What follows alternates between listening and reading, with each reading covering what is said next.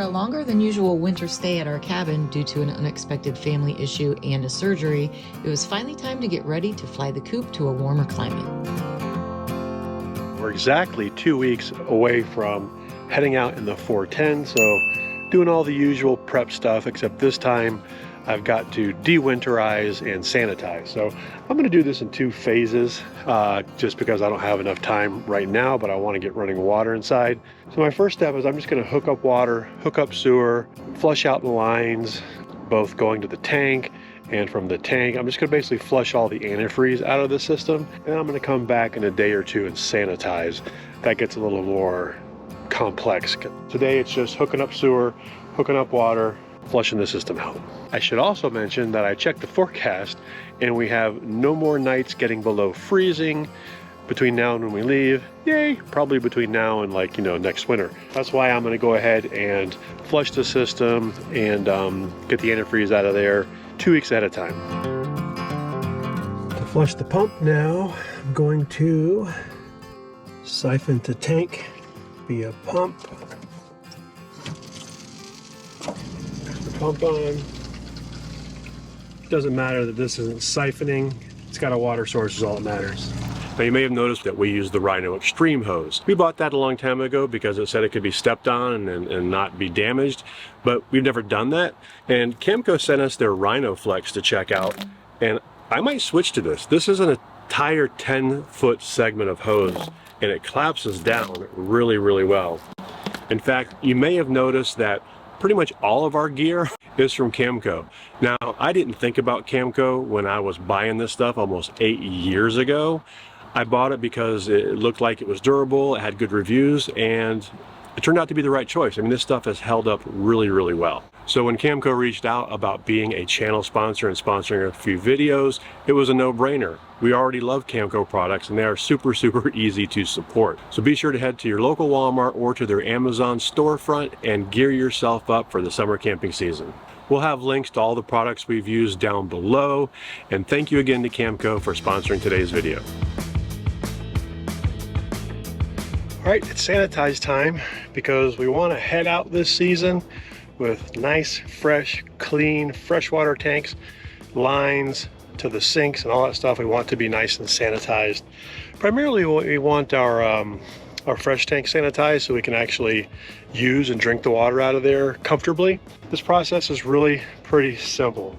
I just did a freshwater fill through the power fill into our tank of about 60 gallons. Now the dilution ratio is 1 cup per 60 gallons or 1/4 cup for 15 gallons. Do your own math. We've got about 140 gallons here. So I'm going to put in a full 2 cups. Let's see, an extra 20 gallons would be an extra 1/4 cup. So about 2 1/4 cups into that 140 gallons. I've already put 60 gallons in. I'm going to go through 2 buckets here with about a 1 1/4 cup, 1 1/8 each in the bucket, diluted into 5 gallons. Obviously that dilution is too heavy, but I'm pumping it into the freshwater tank that already has 60 gallons of water. And then I'm going to put another 80 gallons on top of that, basically until I get the overflows. For this, I want the siphon to tank via pump. So I want down, up, left, right. Turn on the water pump. Should pull the water out of here.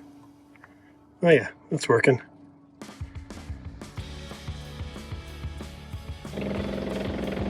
Almost to the bottom.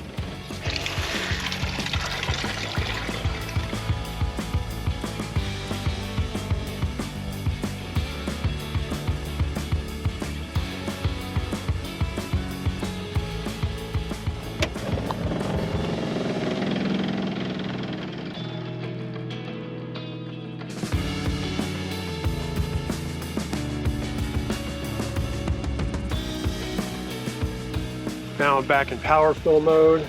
It's probably about half full, so now I need to fill up the rest of it with fresh water to get the dilution at the proper ratio. I'm going to put another 60 to 80 gallons in the tanks to fill it up. And then after that, it's a simple matter of going through all the sinks, turning on the hot, turning on the cold, waiting until I smell bleach water, And then I leave those, shut them off, let that bleach water sit in those lines for about 8 hours, but I'll leave the fresh water tank overnight for sure. The bleach has been sitting in the lines of the entire RV all night. I came out last night and did the ice maker and the washing machine. All those taps are already done. I'm not worried about the toilets, obviously. I don't need to sanitize our toilets. That's just silly. All I have to do now is switch this back over to shore water and flush everything out. That's it. All the bleach water, the 120 gallons that's in the tank, I'm gonna slowly over the next couple of days just pump that into the gray and flush it out. I don't want to introduce all that into our septic tank right away. I'll just do it over time, but we've got another week. So I'll slowly dump out our fresh water and refill it for travel. It's 6 days out from departure, and I'm gonna go ahead and do a pull test on the hitch, check the brakes, check the lights, all the stuff that I can only do with the truck hitched up. So I gotta get the whole thing into travel mode, pull the slides in, all that good stuff. I went ahead and I lubed up the slides as far as all the mechanisms and stuff, so that's all ready for the season. But now I'm just gonna hook up the truck. My biggest thing is I wanna test the brakes. Brakes are very, very important when we're going down our hill, like critical important. So yeah, I'll get that done and one step closer to departure. Brake check good, slide check good, pull check good. And today's kind of overcast, so it'll be a good day to do the tires. Let's get busy. I'm gonna start the tires, I'm gonna check the roof, just work my way down. Since we started using this DeWalt tire inflator, a lot of you have asked if we like it, if we're still using it, and the answer is yes. This thing is great. Got it set to 80, I push the button, and I walk away. Doesn't get much easier than that.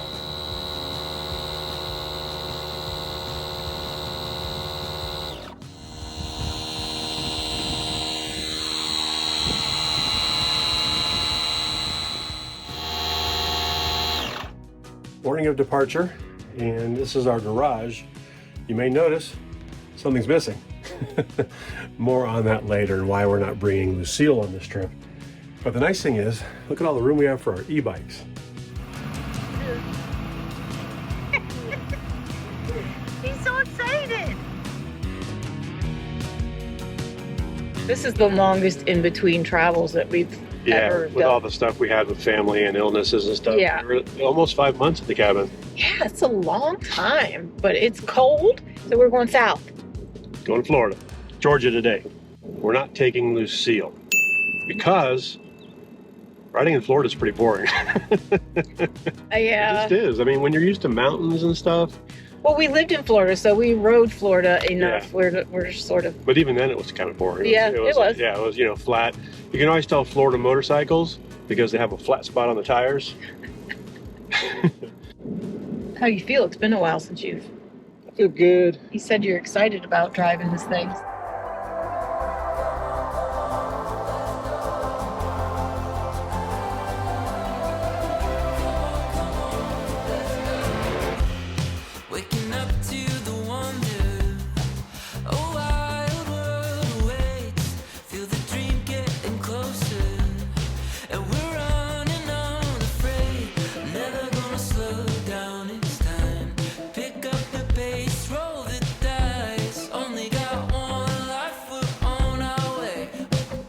I don't know if you guys know this, but our road sucks. We told you guys that?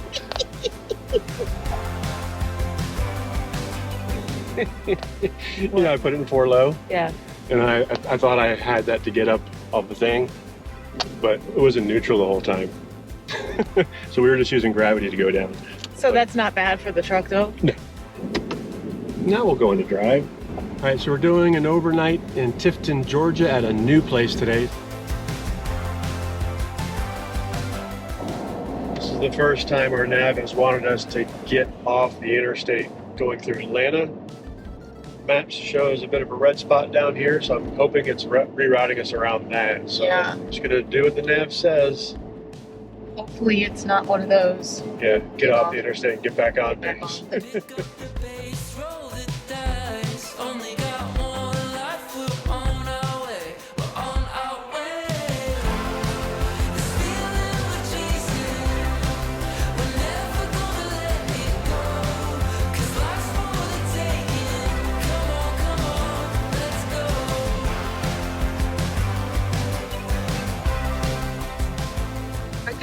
bypassing it a little bit. We're still getting back on 85.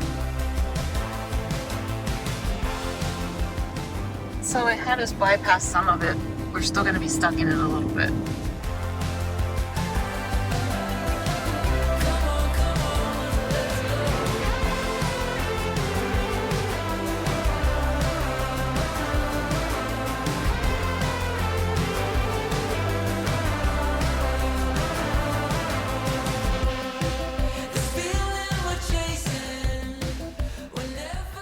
Arriving at Pilot Travel Where do you Center go? on the left. So we got to pull in here. Where? Well, we may have to go through the pumps. Oh. Chad, what the frick is going on here? Assume there's an entrance down here. I mean, I sure hope so. It looks like it, yeah. Here I see a road. Never seen such a thing. Look at all these trucks. I know, it's weird.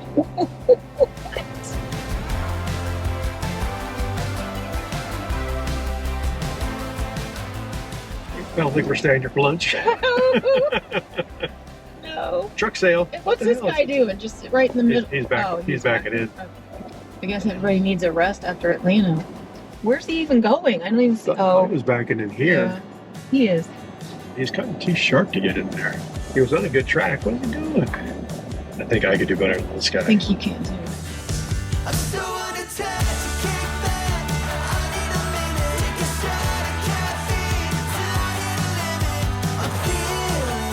Cleared the front of that truck. Keep it on an angle. Straighten it up. Keep it Please up. drive to highlighted route. Yeah, we're trying. We're trying. I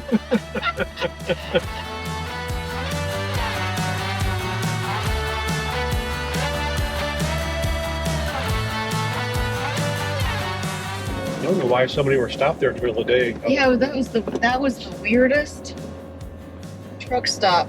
Feels like we've been driving through Atlanta all day. It's like we entered Atlanta this morning. We haven't gotten out yet. We thought getting out of Atlanta would make it better, but not so much. I mean, look at this. This is Atlanta on a Saturday. That's horrible.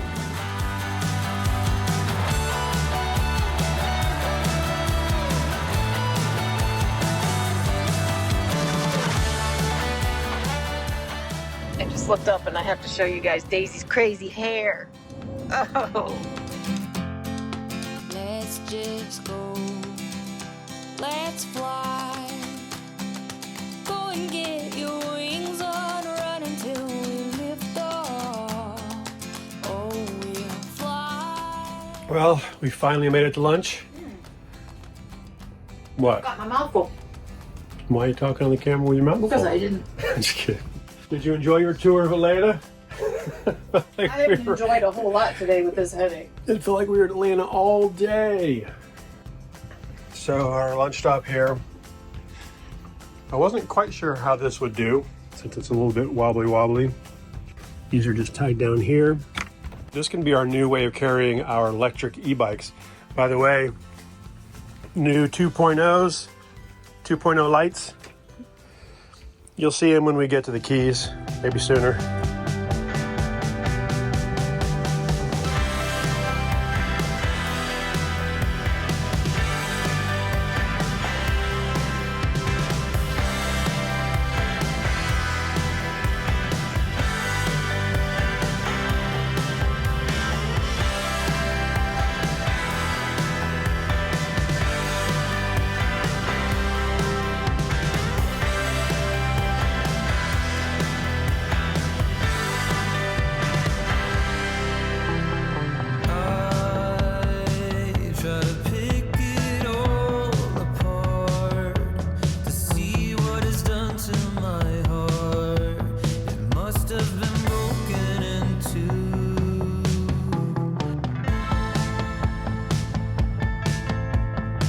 We just took a little walk around this Tifton Overnight RV park.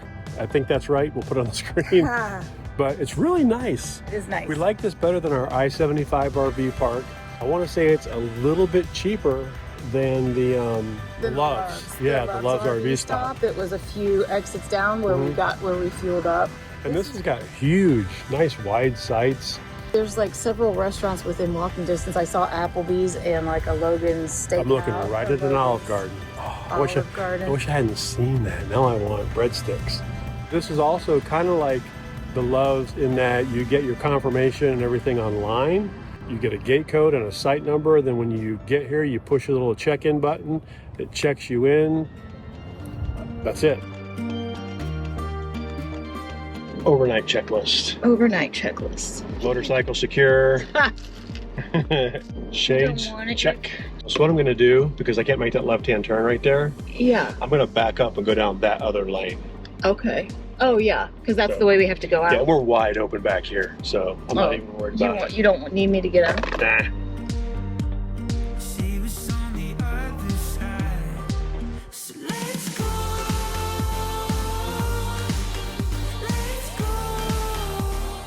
This overnight campground is nice. It's nice and manicured and very clean, but that road, Loud. loud. You see the silver line shining every day. Life is what you make. So we just left our late lunch stop. It's 1:30, and since we have about an hour, almost 2 hours to get to our destination, I went ahead and left the AC running. Just to test So- it. Yeah, and it says that with that AC running, it's still and at 64%. We still have like 8 hours. I'm gonna let it just run until we get there. That way we should show up with a nice cool RV, because we're in Florida. It's 86 degrees. I feel alive again. Driving sun-kissed roads, freedom round the bend. Fun little traffic jam. Exciting. Yeah, 25 miles to go. So let's go.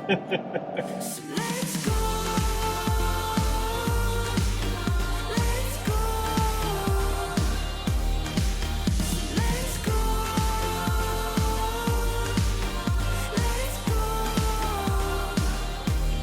We'll keep singing. Driving through the morning light. I don't know if the office is open today, but we'll find out. Sunday closed. Site 37. Site 37. If we haven't said this yet, this is our first time here. We're in Palmetto, Florida, which is just right next to where I grew up in Bradenton. I'm gonna wait up every night. I'm gonna get you right, alright. It's a waiting game. It's a waiting game. Place is nice, big sites. Don't let it in, just let it go. I don't know how, but I just know how to pass the time. It's a pantomime.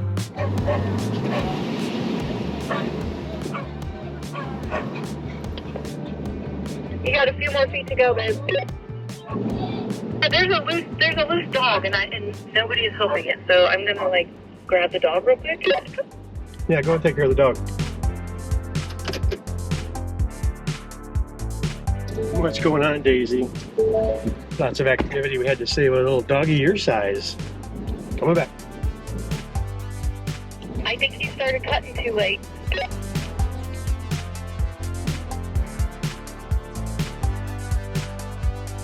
Or I should just shut up. Yeah, I'm gonna go and cut a little earlier. I went to let it happen, baby. Sometimes you just need a friend. I was put alone and feeling, maybe in time you will understand. I was not what you wanted.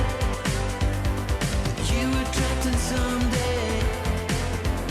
I kept you moving around. I'm gonna pull forward. And no one saw it coming. Oh, peace and heartache.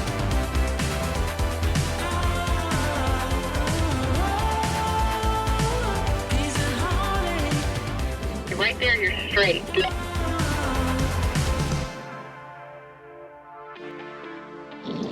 That's good.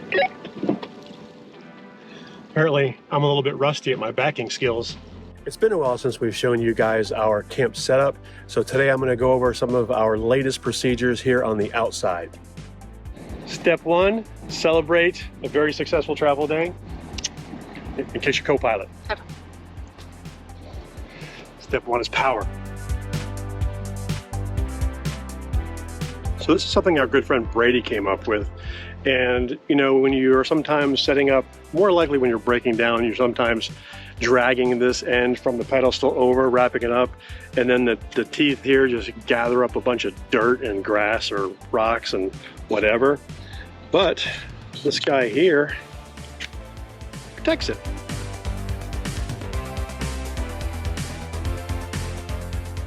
I keep some contact cleaner on this side, and I always spray our port and spray these. Just keep them clean.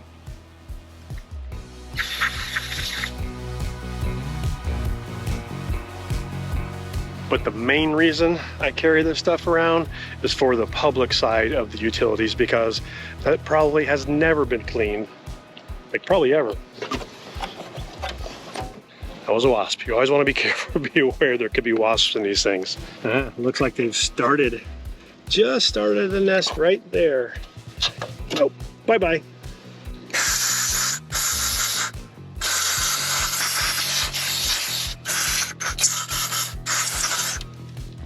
Looks like the previous occupant at least turned off the 50 amp. That's good.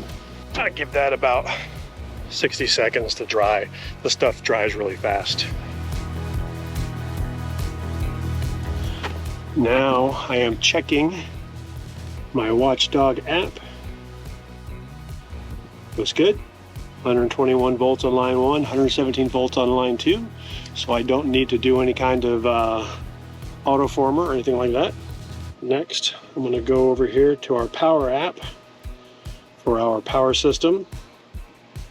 And I'm going to make sure that it shows battery charging. Good to go on power.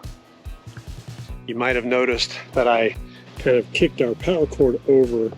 I generally like to make sure that our power cord is out of the way of the path between our sewer port right here and the sewer right there. I only have like that far between my sewer exit and the actual port. But this year, I swapped out our 20-foot Camco Sidewinder for a 30-foot, because sometimes you just need a little bit more length to get there. This is not the case here. I could pretty much just set this down as is without extending it. We keep all of our sewer parts, dirty bits, in a single bin here so that it stays isolated from everything, and including my gloves.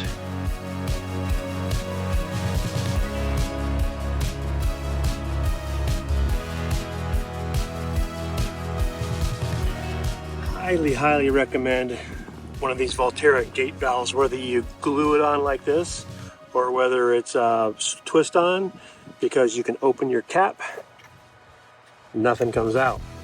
You'll see when I pull that handle, we're going to get probably at least a little bit of liquid there that would have just come out onto the ground here.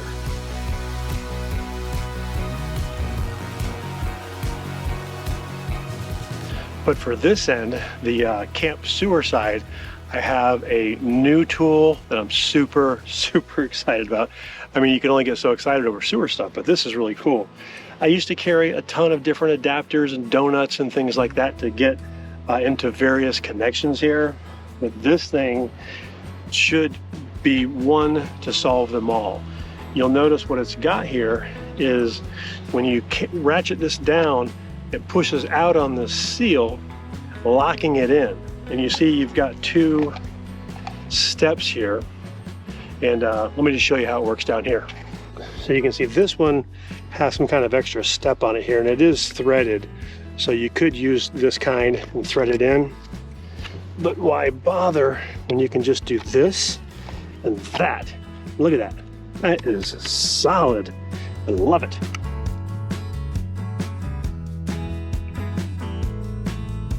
So now it's on to the fresh water side, and I've got some new Camco stuff here too. For the longest time, we used these 0G hoses, and this one's still okay. It just got a lot of use and got demoted to be a black tank flush hose. And last year sometime, I moved these to black hose, and I got some new 0G hoses, but they leaked like crazy. And it wasn't like they leaked on the hose, they leaked up in the back here. And I just couldn't get those things to not leak. And you may remember last year when we did our video on our filter system, I switched to the braided stainless steel hose. That worked really well and I liked those, but after a while, you know, some of the braids break and then they fray and stick out.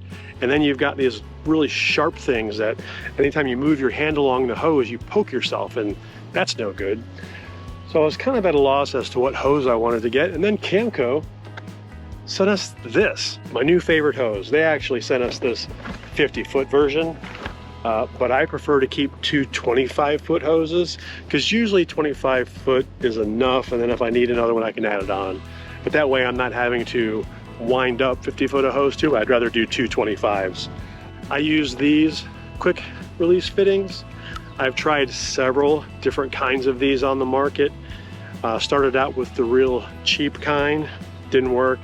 I moved to the brass kind with a seal that worked better, but these are my new favorite. I've been using these for about 1.5 years now, and they work great. So let's get this hose set up, and then I'll show you the other stuff that I feel is essential to the freshwater side. On the camp connection side, I always have a Y splitter, just because that way you have an extra connection if you need it for washing the RV or whatever.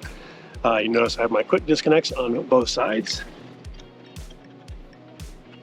Now also absolutely critical on this side is a pressure regulator. Now don't be tempted to buy the cheap ones that are affixed, like 50 PSI or something, that they're just timed, they're like that big. Those things don't work. They restrict the flow really, really bad. I like this kind that you can actually dial it up and down. We usually aim for about 50 PSI. I'll take our freshwater hose and kind of guide it up behind. Shortest path. Ooh, we're gonna make it with one hose. Yay! Another thing that Camco sent us to try out, this Taste Pure water filter. I think it goes down to like 20 micron. At first I was thinking I really got no use for this because of this filter system that I have. But then I started also thinking, what's better than 3 filters? 4 filters. I'm going to put this in line before our filters, and then this makes it the sacrificial lamb for the good, you know, higher end filters we've got in there. I'm not sure if I'm going to do it on this end. I'm not sure I have room in here for it because of my adapter and meter and stuff that I'm going to show you in a minute. So I think I might go back and put it on the output right after the pressure regulator. So my first step here will be to connect some quick disconnects to it.